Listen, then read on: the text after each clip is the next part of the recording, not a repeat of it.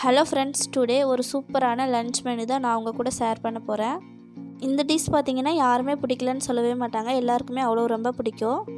என்ன லஞ்ச்னு பாத்தீங்கன்னா நெய் சாதமும் சூப்பரான பீஃப் கிரேவியும் தான் பண்ண போறோம். வாங்க வீடியோல போய் இந்த சிம்பிளான லஞ்ச் மெனு எப்படி செய்யலாம்னு பார்க்கலாம். முன்னாடி நம்ம சேனலை நீங்க இன்னும் சப்ஸ்கிரைப் பண்ணாம பார்த்துட்டு இருந்தீங்கன்னா கீழ உள்ள சப்ஸ்கிரைப் பண்ணிக்கங்க. ஃபர்ஸ்ட் பாத்தீங்கன்னா பீஃப் ஒரு பவுல்ல போட்டு நல்லா வாஷ் பண்ணி எடுத்துக்கலாம். ஒரு 6-7 டைம் நல்லா வாஷ் பண்ணி எடுத்துக்கலாம். நீங்கள் எந்த நான்வெஜ் எடுத்தாலுமே ஒரு 5-6 டைமுக்கு மேலே நல்லா வாஷ் பண்ணி எடுத்துக்கோங்க. நெய் சாதத்துக்கு அரிசி பார்த்தீங்கன்னா அரை மணி நேரத்துக்கு மேலே ஊறணும். 1/2 கிலோ சீரக சம்பா ரைஸை நம்ம ஊற வச்சு விட்டுறலாம் அரை மணி நேரத்துக்கு. சீரக சம்பா ரைஸ் ஊறிட்டு இருக்க டைமில் நம்ம கிரேவி பண்ணி எடுத்துக்கலாம். ஒரு குக்கரில் நம்ம வாஷ் பண்ணி எடுத்தால் பீஃபை ஆட் பண்ணிக்கலாம்.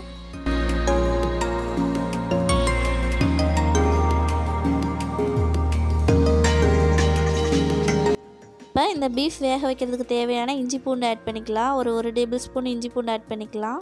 பீஃபுக்கு தேவையான சால்ட் ஆட் பண்ணிக்கலாம். மஞ்சத்தூள் ஆட் பண்ணிக்கலாம். பீஃப் வேகிறதுக்கு கொஞ்சமாக தண்ணி ஆட் பண்ணிக்கலாம். பாருங்கள் 4-5 விசில் தான் விட்டுருக்கேன். அதுலேயே நம்மளுக்கு சூப்பராக நல்லா குக் ஆகி கிடச்சிருக்கு பீஃபு. ஓகே, இப்போ அது ஒரு சைடு இருக்கட்டும். இப்போ நம்ம தாளிக்கிறதுக்கு ரெடி பண்ணலாம். கிரேவி பண்ணுறதுக்கு ஒரு பேன் எடுத்து அதில் ஆயில் ஆட் பண்ணிக்கோங்க. ஹீட் ஆனது ஒரு 2 மீடியம் சைஸ் வெங்காயம் ஆட் பண்ணிக்கோங்க. நல்லா பொடியாக நறுக்குனது.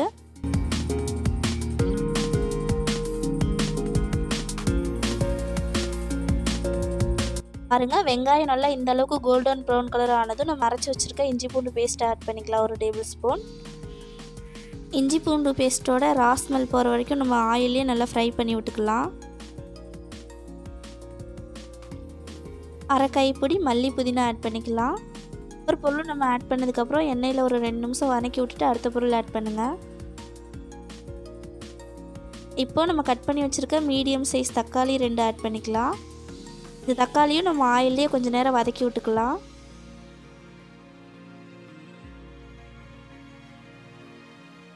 நெக்ஸ்ட்டு பார்த்திங்கன்னா நம்ம குக் பண்ணி வச்சுருக்க பீஃப் இதில் ஆட் பண்ணிக்கலாம். தண்ணியெல்லாம் வடிச்சிட்டு பீஃப் ஆட் பண்ண உடனே ஹை ஃப்ளேமில் வச்சு நல்லா வதக்கி விடுங்க.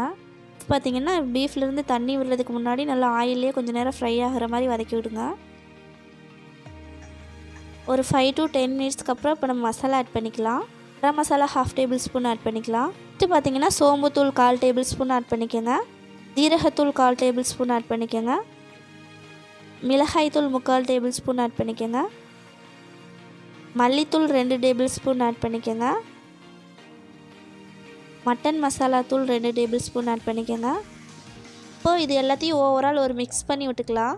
மசாலா ஃபுல்லாக எல்லா சைடும் நல்லா கோட் ஆகணும். அந்தளவுக்கு நல்லா மிக்ஸ் பண்ணி விட்டுக்கோங்க. எல்லா மசாலாவோட ரா ஸ்மெல் போகிறதுக்கு ஒரு 5 to 10 மினிட்ஸ் நல்லா வதக்கி விடலாம்.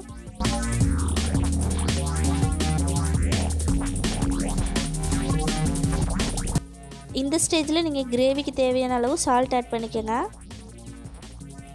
லாஸ்ட்டாக நம்ம கறி பாயில் பண்ணி வச்சுருக்க தண்ணி அதில் ஆட் பண்ணிக்கலாம். ஃபைனலாக இது ஒரு 4-5 கொதி வந்ததுக்கப்புறம் ஆயிலெலாம் பிரிஞ்சு வந்ததுக்கப்புறம் ஸ்டவ் ஆஃப் பண்ணிக்கலாம்.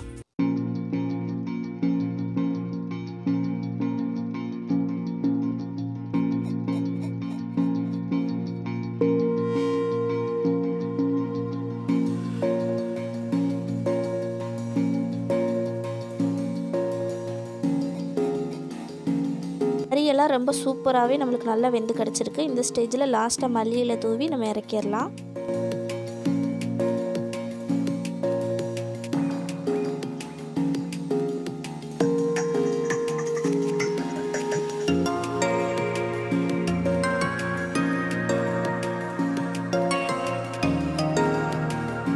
நெய் சாதத்துக்கு பார்த்திங்கன்னா சாப்பாடு செய்கிற பாத்திரத்தை அடுப்பில் வச்சு அதில் கீ ஆட் பண்ணிக்கலாம். பார்த்திங்கன்னா 3 to 4 டேபிள் ஸ்பூன் ஆட் பண்ணிக்கோங்க.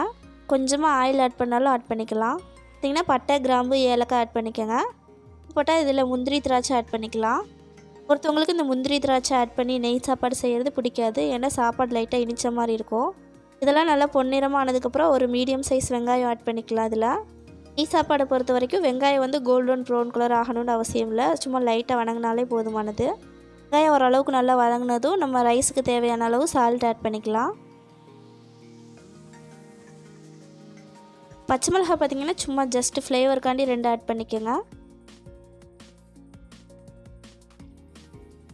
இது கூடவே ஒரு டேபிள் ஸ்பூன் இஞ்சி பூண்டு பேஸ்ட் ஆட் பண்ணிக்கோங்க. பூண்டோட ரா ஸ்மெல் போகிற வரைக்கும் நல்லா வதக்கி விட்டுக்கோங்க ஆயில்லையே.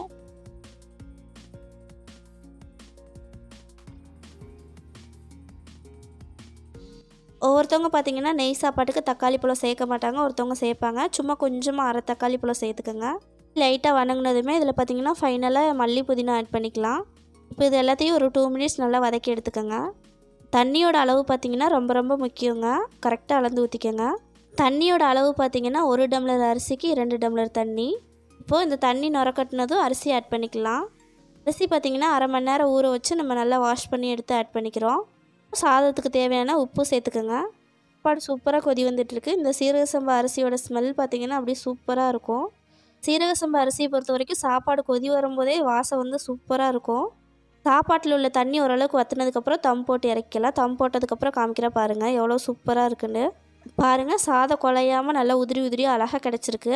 இது வர்றதுக்கு நீங்கள் கரெக்டாக தண்ணியோட அளவு கரெக்டாக வச்சிங்கனாவே சூப்பராக நம்மளுக்கு சாதம் வெந்து கிடைக்கும்.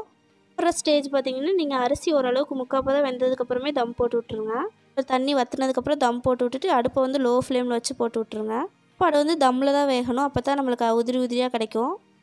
நெய் சாப்பாடு எப்படி சூப்பராக உதிரி உதிரியாக அழகாக வெந்திருக்குன்னு.